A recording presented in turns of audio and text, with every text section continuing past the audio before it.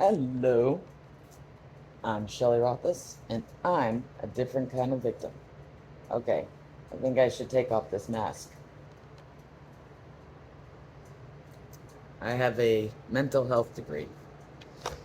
Today's topic is going to be about the mental health field and the flaws in it, like I've been discussing already.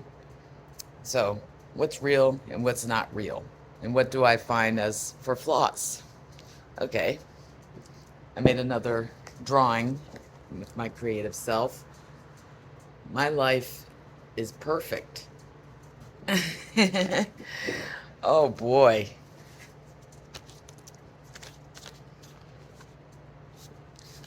That's exactly. Oh, my life is perfect because I have a mental health degree. I know it all. Okay. Now, that's one flaw because nobody is perfect. We're all human and we're not perfect. Even when they teach us in the mental health field, we do practice, sessions as to counseling people. Even our facial expressions and everything else, we have to practice how we talk, what we can say, what we can't, you know, meaning we have to almost be like a robot, is basically what it is. They train us to be a robot. It's almost like kind of like getting a job interview. You're not going to go in and say, you know, hi, my name is Joe, and I like to rub my butt. I mean, it's basically the same principle. When you go into the mental health profession, they teach you how and what to say. How to say it, what you're allowed to say, what you're not allowed to say. And how you present yourself as in relationship with the client. Basically, the role of the mental health professional is you're trying to give this image as though you have the life that you want your client to have too, as if you know everything about feelings, how to deal with them, how to deal with situations in all the right ways, like it's completely factual. Basically, that's not true whatsoever, because all those treatments, those mental health therapies, they were made by, oh wait, humans. That'd be like me saying, okay, I have a problem. And, I'm not religious anymore, but that'd be the same as me saying, well, I'll just look it up in the Bible and it'll tell me what I need to do. And it'll work for sure, you know? Okay, so I don't have a Bible, but, well, I'll pretend. Okay, my spouse just cheated on me and I'm really hurt and feeling angry, starting to feel angry. Let me see what I could do here. Oh, it's telling me that I have to stay with them until death do me part. Yeah, um, I'm not too sure about that. So, in the mental health field, that would be the DSM, which is basically the same as the Bible.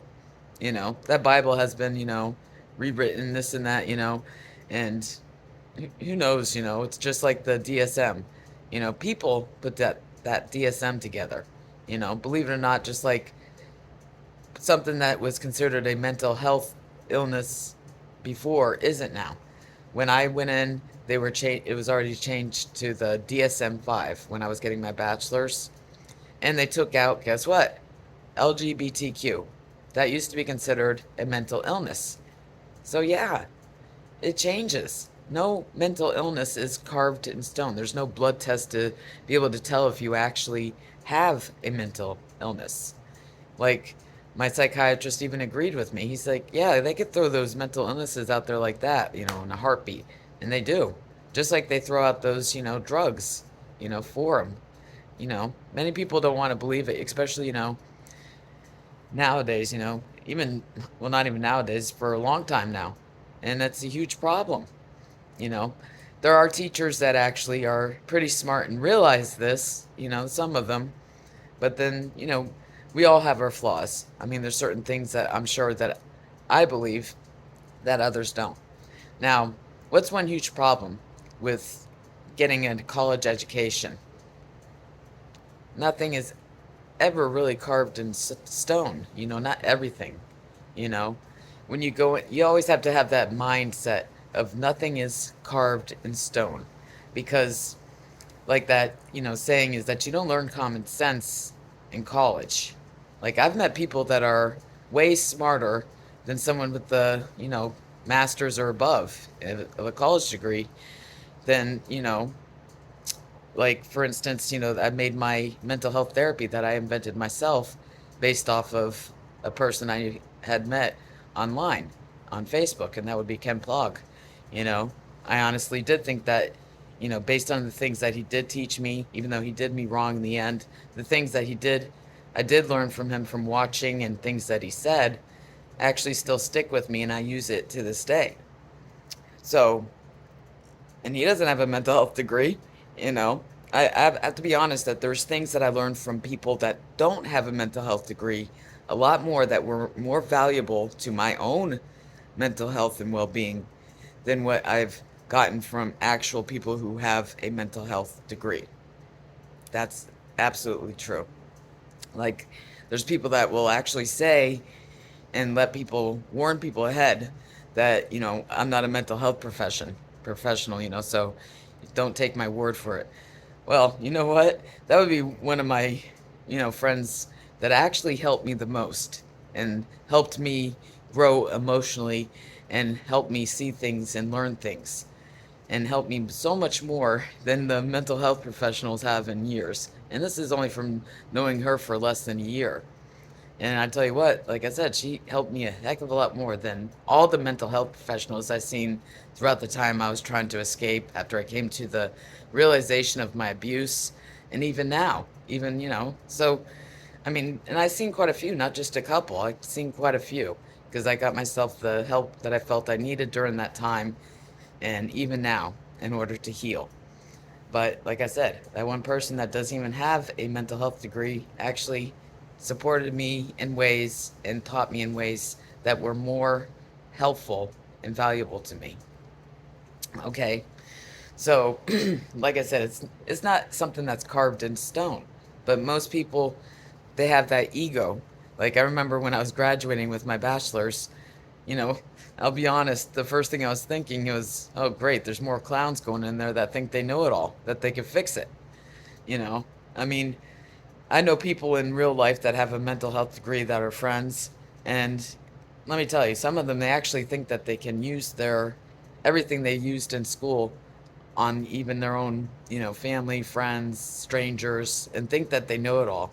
It's almost like talking to a book. I mean, seriously, I've gone to certain friends that have a mental health degree, and they talk to me you know, like they're talking from the book. They give me you know, see, that's where I'm different. I'm not going to give you all these, mental health words and sayings and, all that stuff. I'm going to be real. I'm going to be real and I'm going to talk based upon what I've learned about, but in a way that is understandable and not in a way that I sound like I'm, some robot, with some book in me, with all that knowledge that I learned in a book.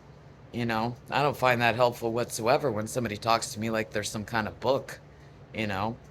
So even like mental health therapies, you know, that's what we're learning when we're in those, classes. We learn about the therapies and how to use them. We even practice them, you know.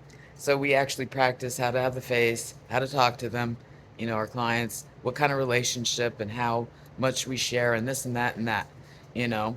It's not being real. So it's like when you go to a mental health professional, like I actually did recently, just to test it out. I went to somebody new.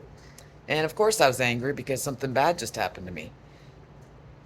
First thing they say, and they know that it just happened to me recently, was, "Oh my goodness, you're angry. That's not good." Oh my goodness. I mean, that's a huge flaw that I've heard many times from mental health professionals. But you know what? Anger is a normal, natural feeling. And telling people, like I said in the past, with the past video and topic, was going back is not good. You know, anger is only not good if you do it, go past the boundary and actually harm somebody. Many mental health professionals, they automatically think, whoa, you're angry. That means you're going to do something that's, harmful to somebody else. No. Having those feelings is good to get through and actually evaluate them, like I had stated in the topic of going back. You don't want to go back. You want to deal with those feelings head on and not just stuff them and go through them. There's nothing wrong with having feelings. But many mental health professionals, that's where they're kind of hypocritical. Empathy should be understanding that people have feelings and that they need to go through them and that they shouldn't be like looked down upon. Even they have feelings, you know. And there's many that have, their own mental illness that, they have, but they claim to be like they know how to handle it all. No. Just like being a victim and helping a victim is totally different. It's so much easier to help a victim and not help myself, even though I'm one myself, which I've done recently. It's so much different when you're the victim, but it's so much easier to help the victim and be able to guide them than it is to guide yourself when you're the victim. That's the same as a mental health professional. We're not no, geniuses that we know it all, like they claim to be, you know. So my life is perfect? No. We all have problems, and it's normal. So that, fake impression of my life is perfect. No. Oh, I don't have feelings. Just like I said, many times they'll say, "Oh, you're depressed? That's not good. You're angry? Oh, we need it. You need intense care." I got another thing for that, but hey. You know what? I was angry, yeah, but you know what? I got over it, and I'm glad that I did it my way instead of their way. You know what? I never have problems. That's a really good one. I don't have feelings. Oh, and oh my goodness, this is really good.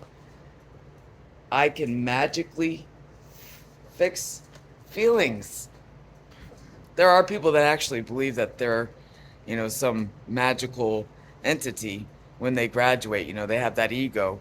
Those are the ones that, talk book talk and always think that every single therapy, mental health therapy, is like, some kind of factual thing carved in stone.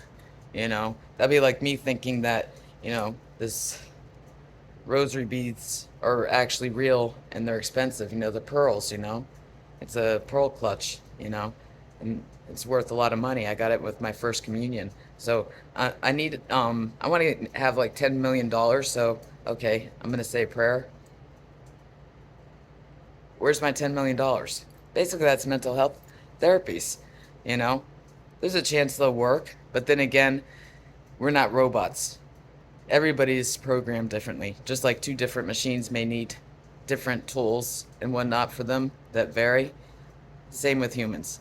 But there are people out there that think certain mental health therapies are it. They have their own, favorite one. Like, yeah, that's gonna work with everything. Sorry, but like I had a teacher who was into CBT, but just because it worked for this sexual offender doesn't mean it will work for that one. So we're all human. We're all different. And you know what? I'm real, and I'm gonna be real throughout all of this, because I've been around too many fakes and too many people that have that ego that think they can magically fix things, which is not true. So I hope you keep continuing to watch me and learn from me and grow with me, because you know what? I'm not perfect either. That's right. I may have this, but I'm not fake. I'm real. I'm human. Make mistakes. I have problems. I have feelings. We all do. And that's who I am. That's why I'm a different kind of victim. And not your average mental health professional, because I don't think like they do. Believe me, that's where I am much different too. So I hope you continue to watch me, and I'll see you next time. I'm Shelley Rothus, and I'm a different kind of victim. See you next time.